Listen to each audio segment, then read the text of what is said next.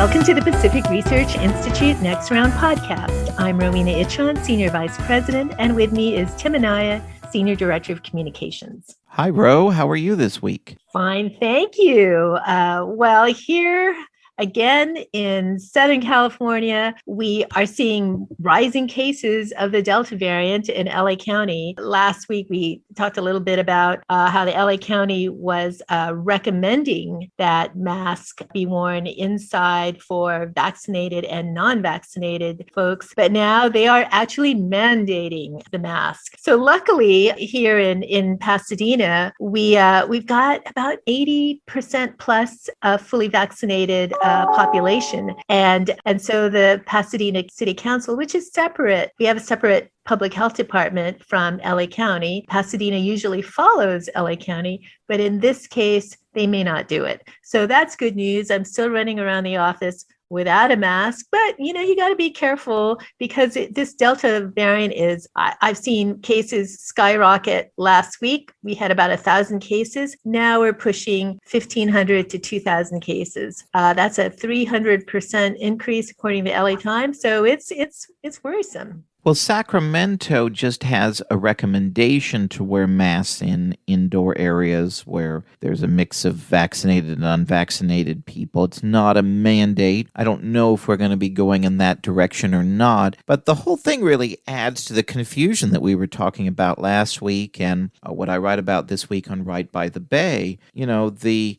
governor and others are trying to encourage people to get vaccinated with the promise of the benefit of you don't have to wear a mask or social distance if you're fully vaccinated. Well, when you have incidents like this where we're going back and requiring mask mandates even for the fully vaccinated, many are going to wonder, well, what's the point in the first place if you still have to wear a mask? So I think it really complicates the efforts of Team Newsom to get that elusive last percentage of people to get a vaccine. I find that I'm in a state of confusion everywhere that I go. We went to get coffee before we taped our podcast this morning. And I asked Evan, do we need a mask before we go in the restaurant? Because you just don't know. So now I've taken to just always having one in my little portfolio. But if I'm confused, a lot more other people are confused too. That's right. And more confusion for the state of California, which is this crazy recall process. So Friday was the deadline for filing applications. We've got a whole crop of people who want to challenge the governor. So talk about that. You've been following it. Sure. So Saturday night, the Secretary of State's office released the preliminary list of candidates who'd qualified for the ballot. And there were 41 candidates who had filed their signatures and paid their filing fees and all of that. But I was following the great Rob Pyers, who works for California Target Book, and he's a very experienced observer of campaign financing and elections. And he pointed out something that turned out to be a little bit of a political firestorm right off the bat. No Larry Elder on the final list of candidates. And so apparently what happened,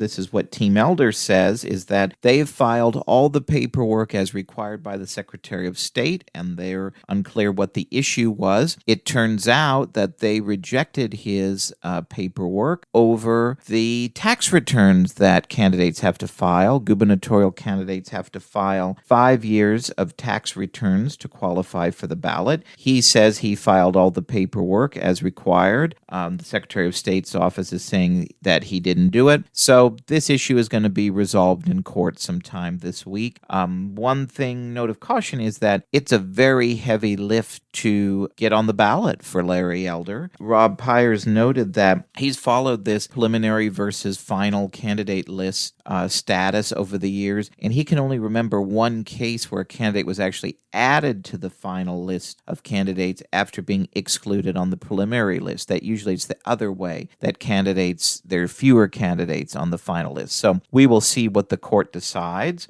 The other legal issue involves ballot titles. So the law allows you to use 3 words for a ballot title, and you cannot use the word former. And Kevin Faulconer, who's the former mayor of San Diego, he had a way around it. He wanted to list himself as retired mayor, but the Secretary of State ruled that he could not use that, and he's going to be challenging that decision in court. It's just ridiculous to me that you cannot say that you're a retired mayor of San Diego.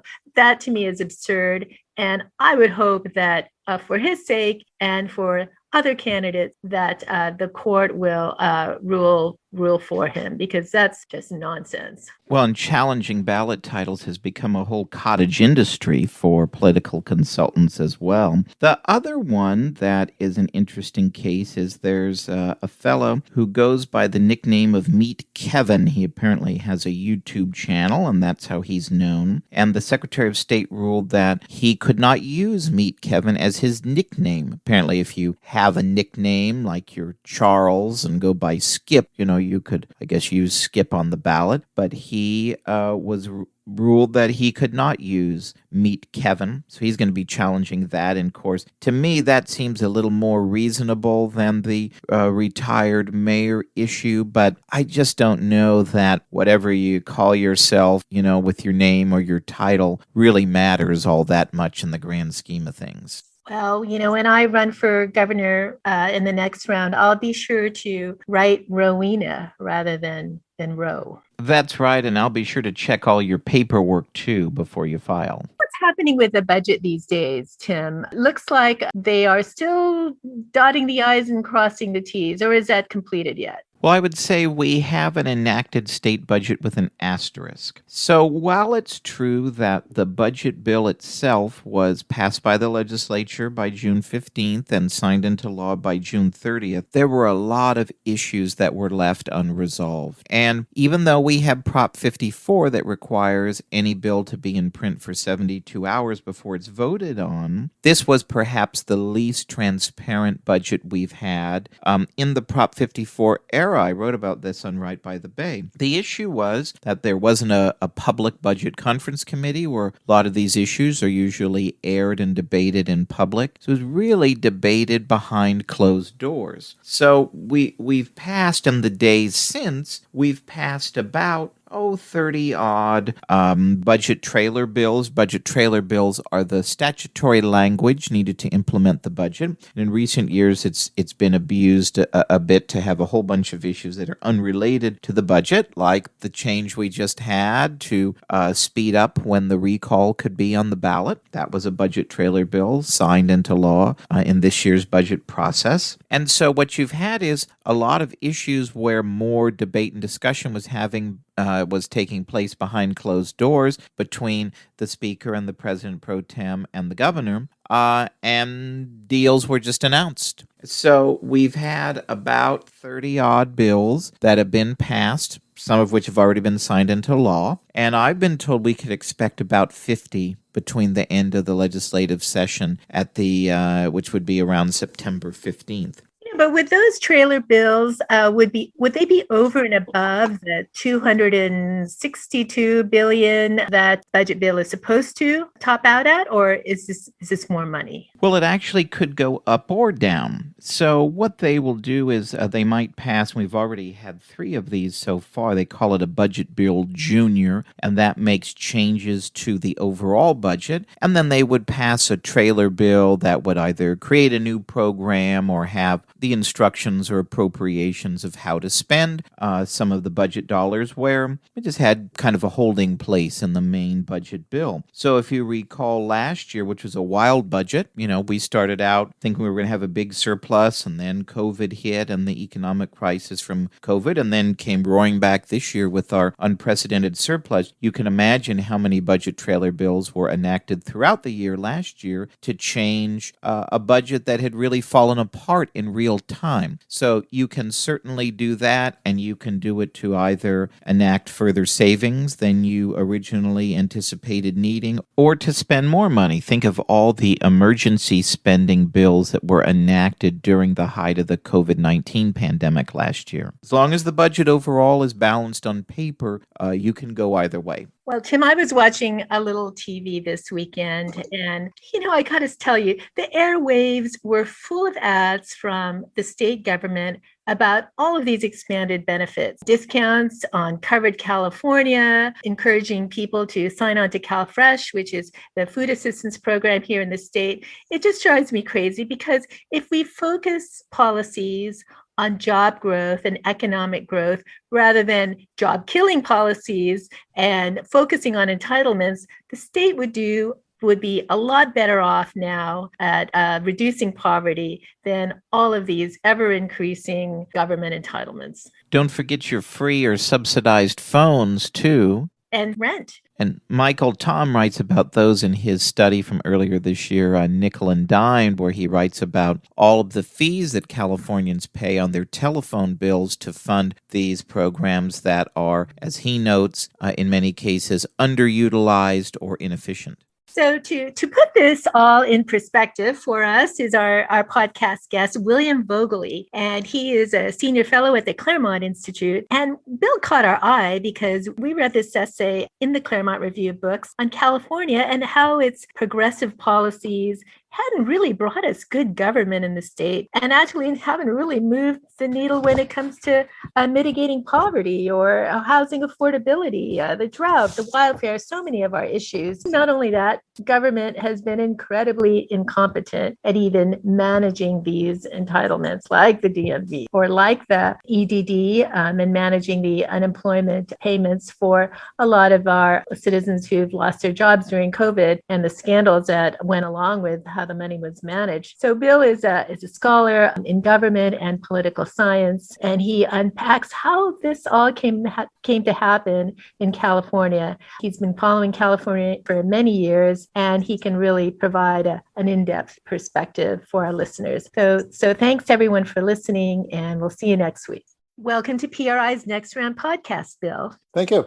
So we really like this article you wrote for Claremont Review. It's called Progressively Worse, where you call out what you call, quote, activist government's crisis of competence in the Golden State. So in the article, you write that a state where Republicans are in no position to prevent, undermine, or even discredit any policy initiative should be highly conducive to progressive achievements. Given these political advantages, what explains why there have been so many government failures by liberals who dominate the state capital in Sacramento?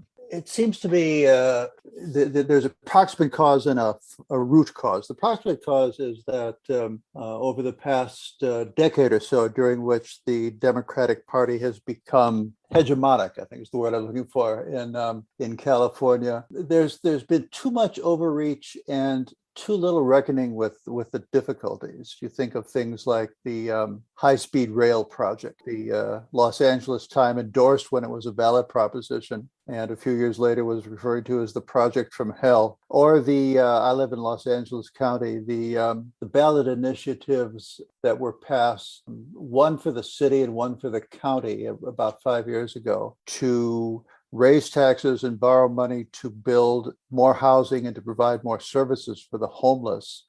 In both of these arenas, both the rail and the homelessness problem, it immediately became clear that the impediments to getting things done were far more severe than had been acknowledged in the early going when these ballot propositions were being sold to the voter. There were lawsuits, there were challenges, organizational problems. The root of it seems to be progressives have over the past century plus tried to do two things, sort of following from the Gettysburg Address. They've wanted government to be for the people and by the people. So they've enhanced the sort of the reach of government, the scope of what it means for government to do good things. And they've also, at the same time, expanded the ways in which people can express themselves in the public policy process. And I think they did this starting a century ago. It was just over 100 years ago that California became the first state that had ballot propositions where the people could sort of go to the polls and not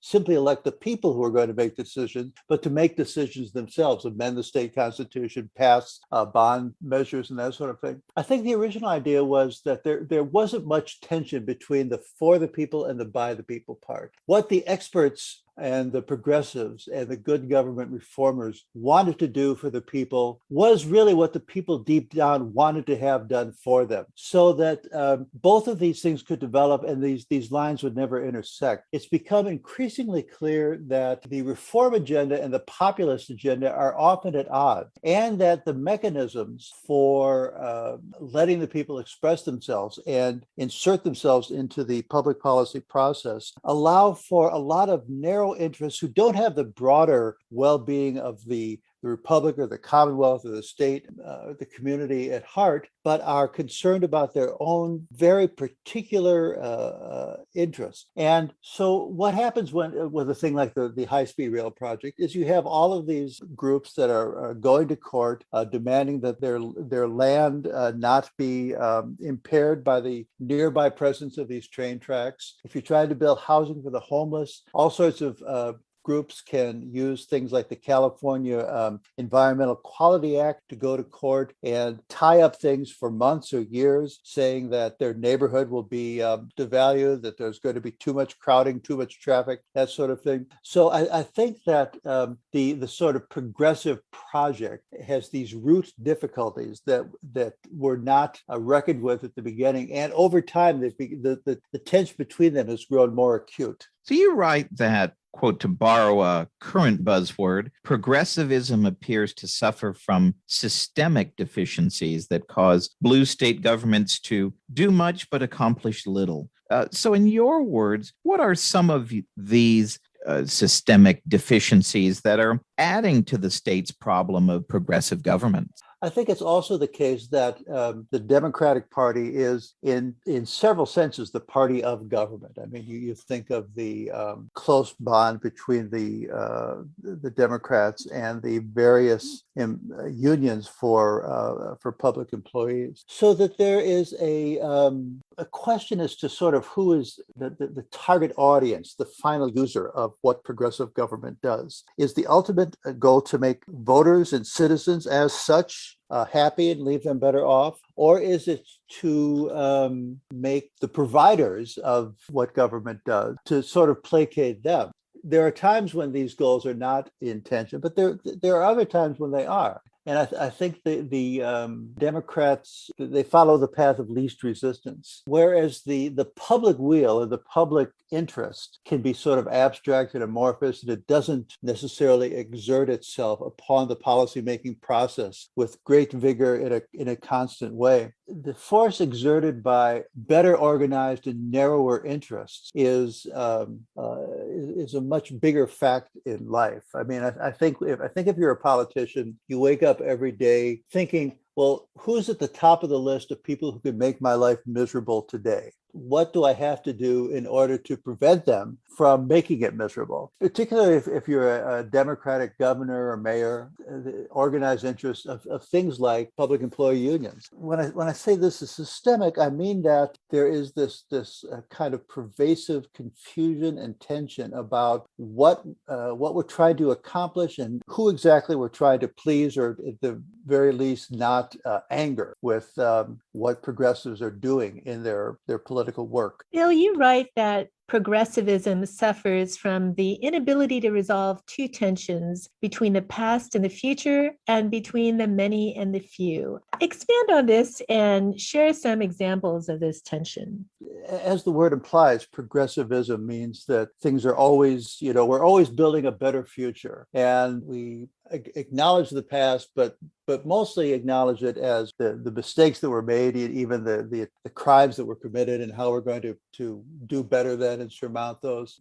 But I think that progressives are challenged to, there's the things that you can say that to one another, to people who are in the club. But when you have to sort of go out and talk to the broader public, the idea that America is more woeful than anything else, these these are hard things to express. So I think that there is, in that sense, the progressives are troubled by the need to form a rhetorical strategy that meets people where they live. With despite progressives' efforts, most Americans still think pretty well of their country and are glad to be here and are proud of what the nation has accomplished since 1776. And to do the business of politics and run for office and win elections and avoid getting into trouble, and to express the idea that we're moving ahead from this past of racism and environmental degradation and exploitation and so forth. This is an abiding challenge, let's say, for the progressives. And I think the tension between the few and the many, it simply goes back to this idea that in their dream world, if everything were just as they would like it to be, progressives would find themselves where the trained experts, the technocrats, if you put a focus group together of 10 technocrats and 10 randomly chosen citizens, by the end of the day, they'd all agree on the same list of things the government ought to be doing. In that case, there would be no tension between populism, sort of from the bottom up governance, and technocracy from the top down by the experts. What has proven to be the case over the past century plus is that these two things are more often than not very difficult to reconcile. Now, we all remember, of course, Governor Jerry Brown. I'm talking about version 1.0 from the 1970s, extolling back then the virtues of the small is beautiful movement. You write that this approach actually have had unintended consequences that have been a nightmare for California progressives attempting to implement their 21st century agenda. How so? By the time Jerry Brown's elected in 1974, the environmental movement has started. We've had the first Earth Day, and there is this new sort of anti-growth mindset, particularly strong in the Democratic Party. And so the idea of California growing at a much faster pace than the other 49 states of the Union is no longer so attractive. People who are already living here are thinking more in terms of the problems that come with growth rather than the benefits that come with it. So Brown is in favor of the idea of giving more people more ways to question, challenge, or at the extreme, stop what government is doing.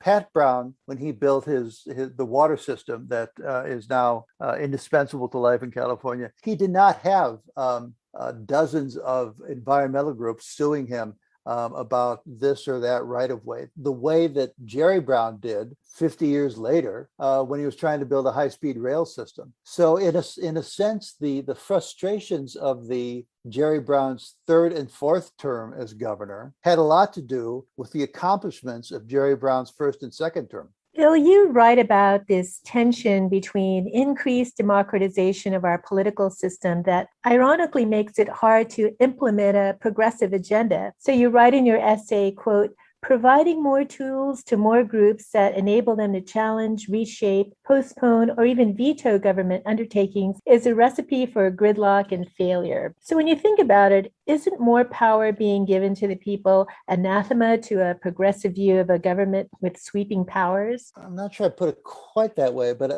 there's anathema, maybe a little strong. There's at the very least there's a built-in tension, and one of the sort of paradoxes here is that when government sets out to do things, if the thing the government was trying to do was simple and easy, it probably already would have been done. So the fact that the government finds in itself where it's trying to build housing for the homeless, for example, means that the problem is sort of by definition pretty challenging. They're intricate, and there are many things to deal with here. And the nature of intricate, challenging, complex, technologically sophisticated problems is that they put a premium on people who are able to organize, work through channels, and they put at a disadvantage people who maybe feel strongly about something but don't have the time, don't have the resources to approach things in that sort of way. And I think this is the idea that there is a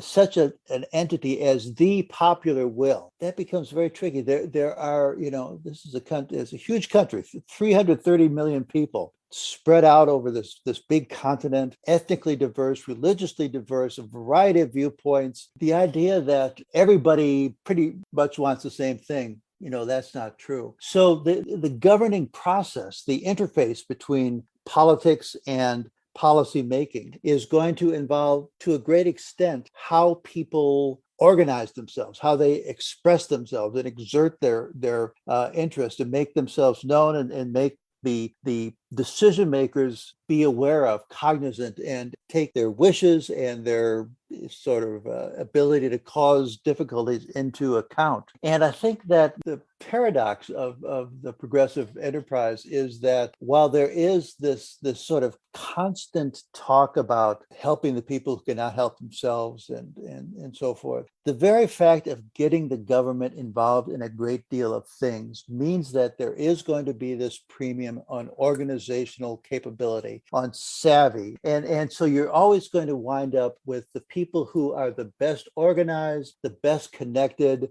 the shrewdest about getting things done and contacting the right people. They are always going to have an advantage. So the quote unquote public interest or public will is going to wind up taking the shape of what the most politically adept people say they want. And that is often going to be very different from the what a philosopher king looking at the objective situation would say really needs to be done. So you write in your article about the decline of the technocrat. When you think about famous technocrats, probably the most famous one was New York's Robert Moses, who, as our listeners may remember, he was the subject of Robert Caro's famous book, The Power Broker. To a degree, you could say, someone like Governor Pat Brown was also a technocrat. So explain how they were able to wield enormous power, in some cases like Moses, as unelected figures,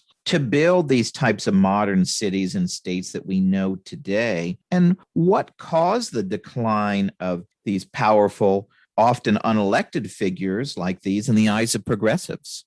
Well, I'll answer the second question first. What caused the decline of people like Robert Moses, and another good example would be the father of the nuclear submarine force, Admiral Hyman Rickover. What both these guys had in common was they never ran for office. They were, for many years, they were not that well known, but they knew the intricacies of the internal system, how to make themselves a pain in the neck, how to placate the right people. Robert Moses was famous for, I think at one time he held 11 different positions with the New York City or state government simultaneously. So he had all sorts of decision-making authority, though he never won office. What made the positions like these vulnerable and ultimately unsustainable was Vietnam. The Democratic Party in the 60s went through a massive convulsion. It was about other things, but it was mostly about Vietnam. And the idea that technocrats like McGeorge Bundy, Robert McNamara. Bundy was President Lyndon Johnson's national security advisor. McNamara was the Secretary of Defense during the years in the mid-60s when the crucial decisions about Vietnam were being made. Both of these men thought of themselves as liberals in good standing. What became really the dominant sort of faction within the Democratic Party ended up despising these guys. And it wasn't just that they had made decisions that had turned out badly. It was that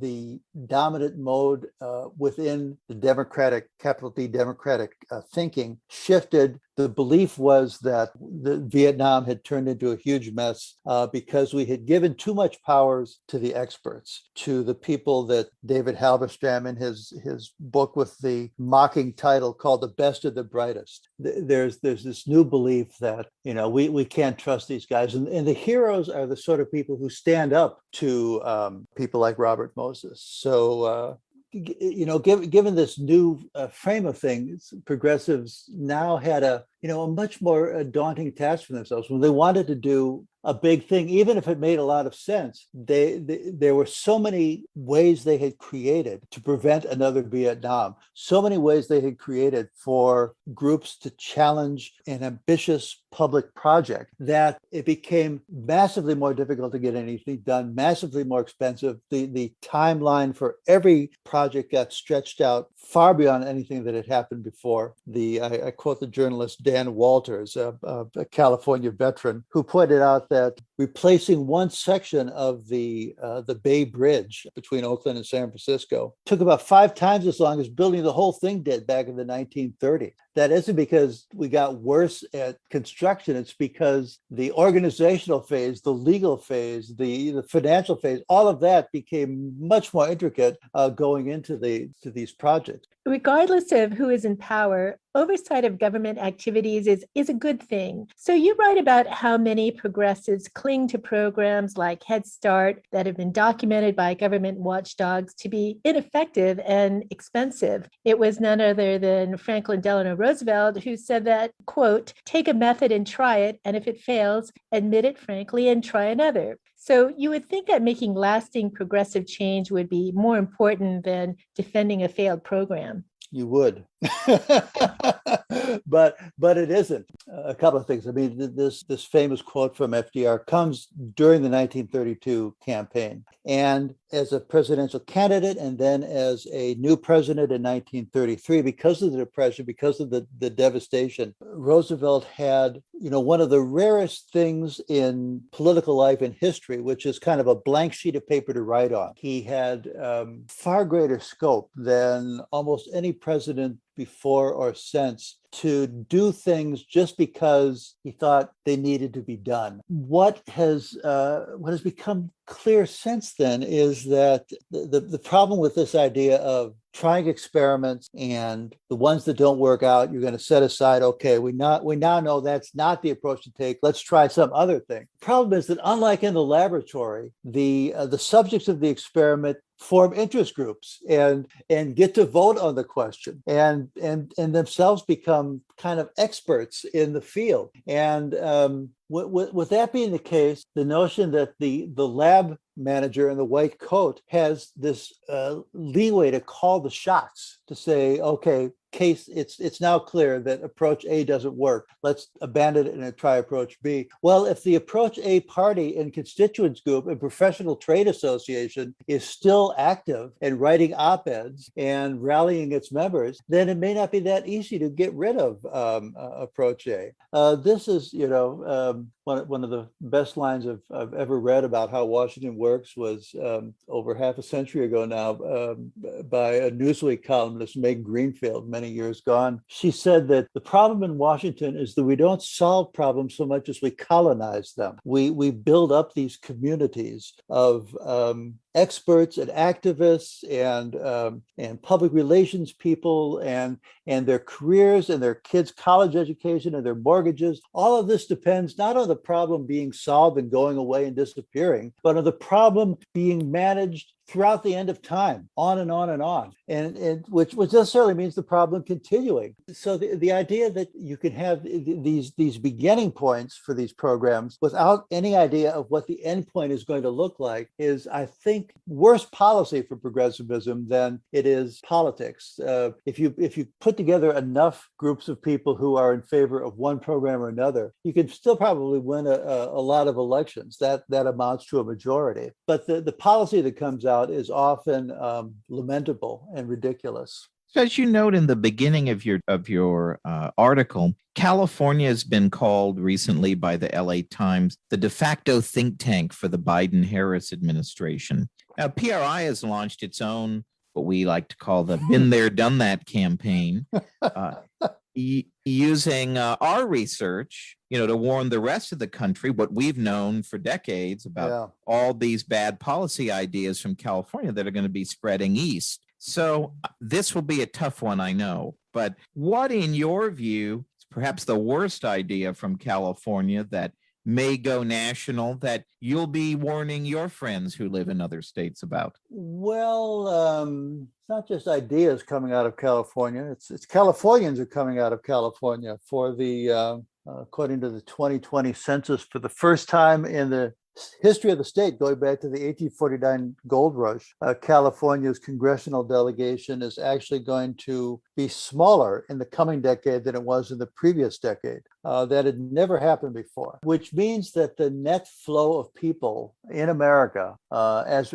with respect to California, in and out, is for the first time negative, that more people are moving out of California than moving into it. Not a land rush yet, but people are sort of voting with their moving vans. And they're saying that they don't think the quality of government, I mean, among the things they're saying is the quality of governance here is not high enough to justify coming and staying. I think the thing that the people in the other 49 states should be wary of is the very Californian idea that there is sort of an infinite capacity for what progressives want to do, that there's no sort of feedback channel. One of the paradoxes of California's situation is that even as this sort of out-migration stands as a fact that vindicates the conservative critique of left of center governance in California, it also has the effect of, in the short and medium run at least, solidifying the political power of progressives within California.